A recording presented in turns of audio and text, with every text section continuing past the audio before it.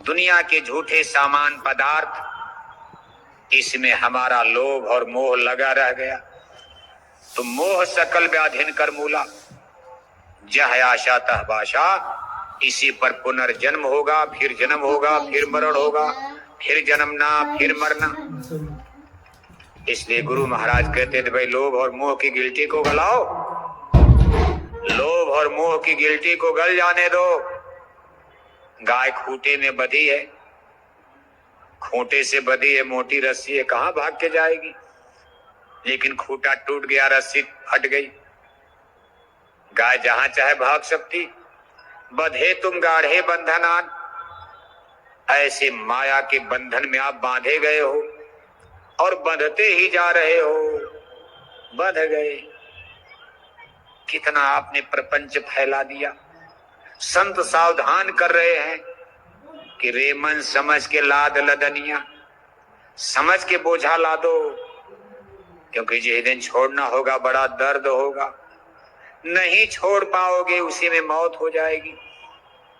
और जिन चीजों से ज्यादा लगाव है, जहां ज्यादा प्यार है, जहां ज्यादा प्रीति कर दिया, मरते समय तब तक शरीर छूट गया उसकी याद आएगी और वहीं फिर पुनर्जन्म हो जाएगा। कर्मों के चक्र में आप झूल जाओगे।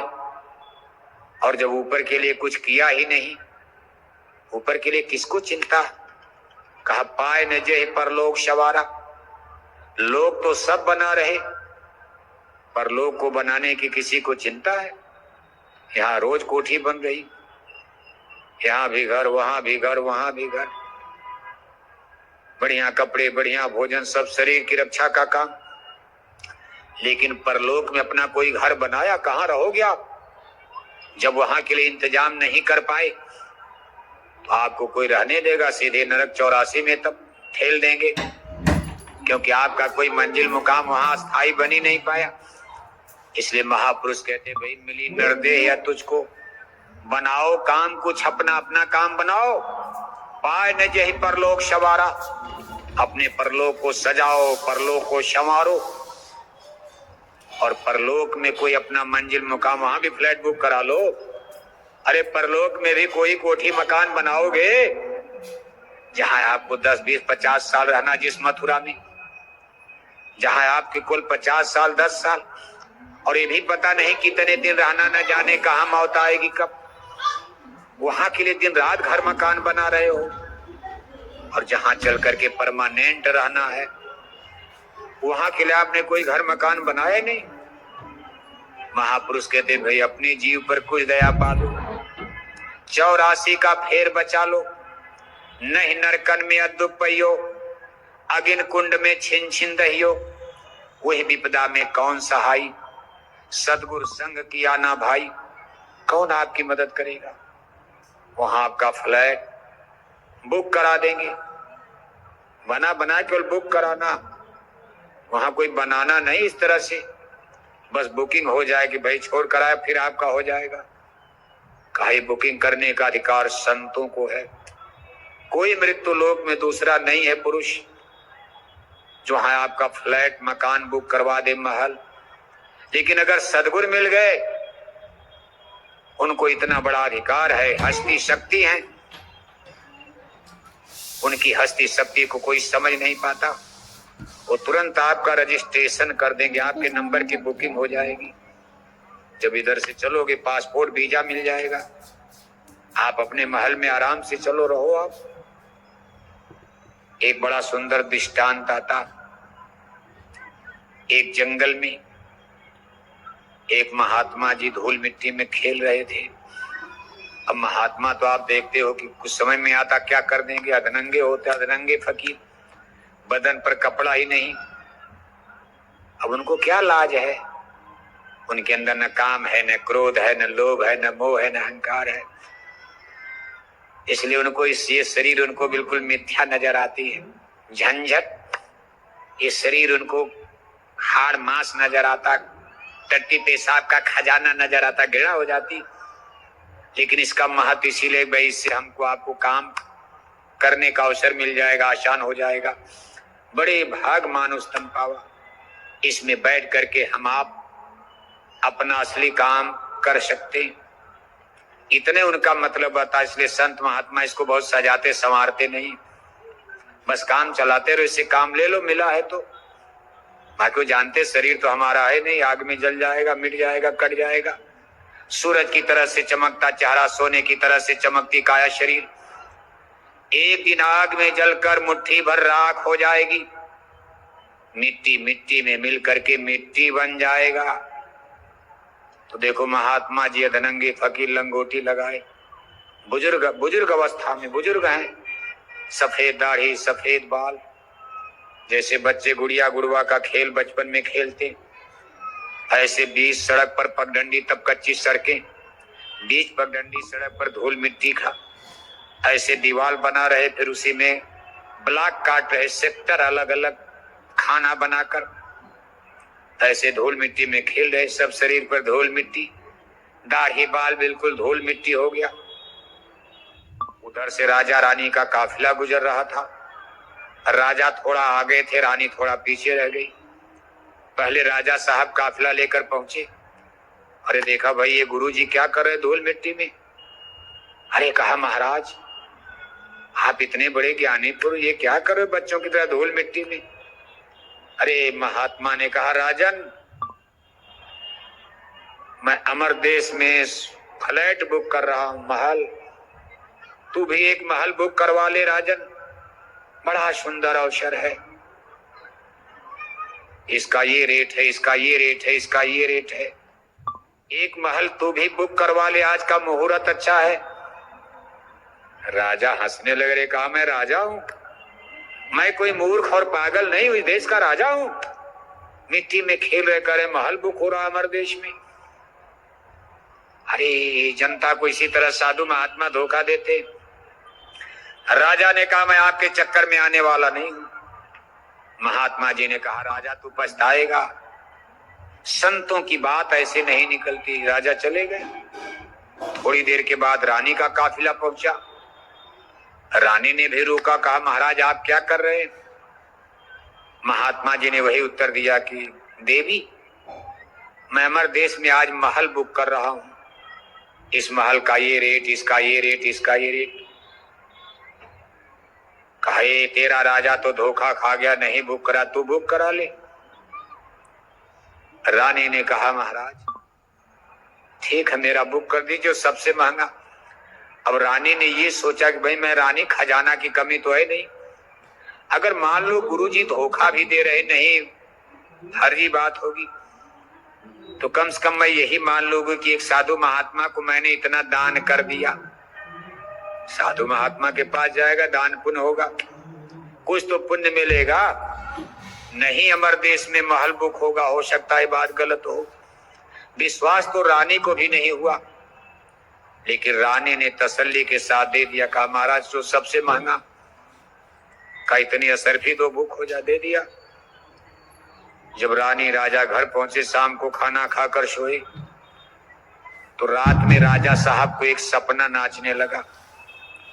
राजा साहब सपने में देख रहे हैं कि मैं मर गया, मेरी मृत्यु हो चुकी है, मेरा राजपाट मलट्टी फौज सब खत्म हो गई, मुझे सिपाही पकड़ कर ले गए, मुझे स्वर्ग बैकुंठ में छोड़ दिया गया, स्वर्ग बैकुंठ तो पहुंचा दिया गया, और मैं घूम रहा हूं, प्यास लगी है, भूख लगी है, किसी महल में घुस करके पानी पी लूं, खाना खा लूं, लेकिन जिस महल में राजा जा रहे हैं वहां सिपाही चौकीदार पहरा दे रहे हैं, और सब महल पर सबकी नेम प्लेट, जैसे हम मकान पर नंबर लगा रहता, नाम लिखा रहता, ऐसे हर महल पर सबका नाम लिखा।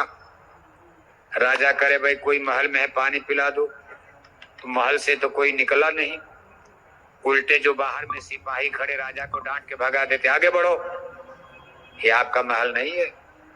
सबसे आखिर में जब राजा पहुंचे तो बड़ा सुंदर महल जिस पर उनकी रानी का नाम लिखा हुआ था। राजा ने कहा चलो अंदर में मेरी रानी है, मैं राजा हूं, मेरी रानी का महल है, यहां कौन रोकेगा। जब उसमें घुसने लगे तो सिपाही वहां भी रोक दिए। राजा ने कहा भाई यहां क्यों रोक रहे, मेरी रानी का महल है, मेरी रानी अंदर है। सिपाहियों ने कहा महाराज ये मृत्यु लोक नहीं है, राजा रानी आप मृत्यु लोक में थे। हे महाराज ये स्वर्ग वैकुंठ लोक है, यहाँ राजा रानी का रिश्ता आपका खत्म हो चुका, जिसके नाम से महल बुक है वही इसमें रहेगा, आप अपना आगे देखिए। अब राजा बेचारे थक के चूर प्यास के मारे वहीं बैठ गए, लगे रोने। कहा जब मेरी रानी के महल में नहीं जाने दिया जा रहा, अब यहाँ मेरा गुजर बसर कहाँ होने वाला, कौन मुझको रोकेगा। राजा बैठ करके रोने लगते, तब तक उनकी नींद खुल गई, भोर हो गया। राजा जोर से बिस्तर पर चौंक करके उछल गए। रानी बगल में सो रही तेरे कहा महाराज क्या हो गया, आप डर गए? अरे कहा नहीं नहीं डरा नहीं, बड़ा विचित्र सपना देखा।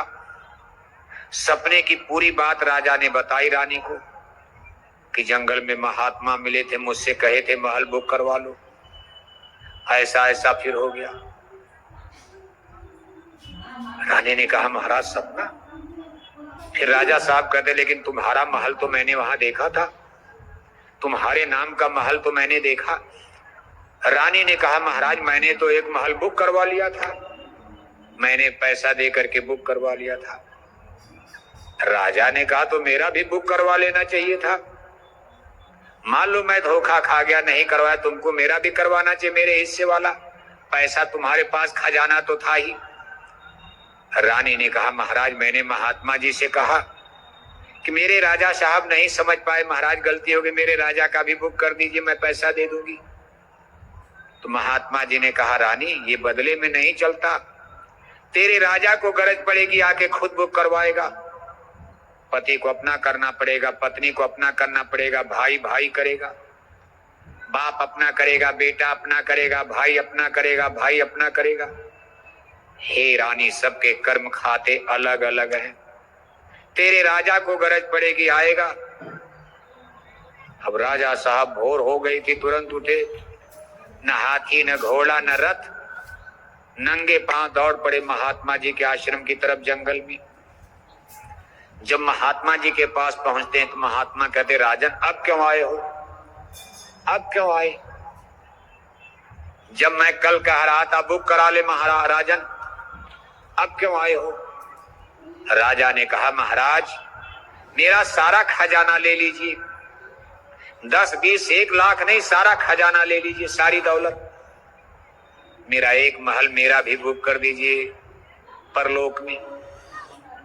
महात्मा जी ने कहा राजन वो तो एंड हो गया, मेरे पास जितना कोटा परमिट था वो सब महल बुक हो गया, 2 महल बचा था, एक तेरी रानी को मैंने बुक कर दिया, एक और आदमी आया बुक करा लिया, मेरा कोटा परमिट खत्म, मैं बुढ़ा हो गया, अब मेरे मरने का समय आ गया, मैं खुद जाऊंगा, अब मेरे खाते में कोई महल है ही नहीं, मैं अब किसी को मोक्ष मुक्ति नहीं दे सकता। राजन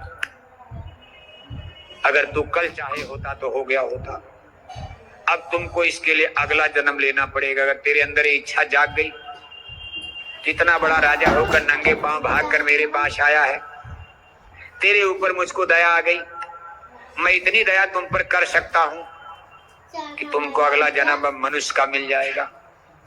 तूने इतने बड़े संत महात्मा का दर्शन कर लिया, तुमको अगला जन्म मनुष्य का मिल जाएगा और तुमको अगले जन्म तक अब इंतजार करना पड़ेगा मोक्ष मुक्ति के लिए। कहने का मतलब ये है कि संत सतगुरु मुर्शिद कामिल the great master of spiritualism में वही वो हस्ती और शक्ति हैं जो आपके परलोक बनाने में मदद कर सकते हैं। दुनिया देखो कितनी बावरी है, कंकड़ में पत्थर में इधर उधर भटक रहे।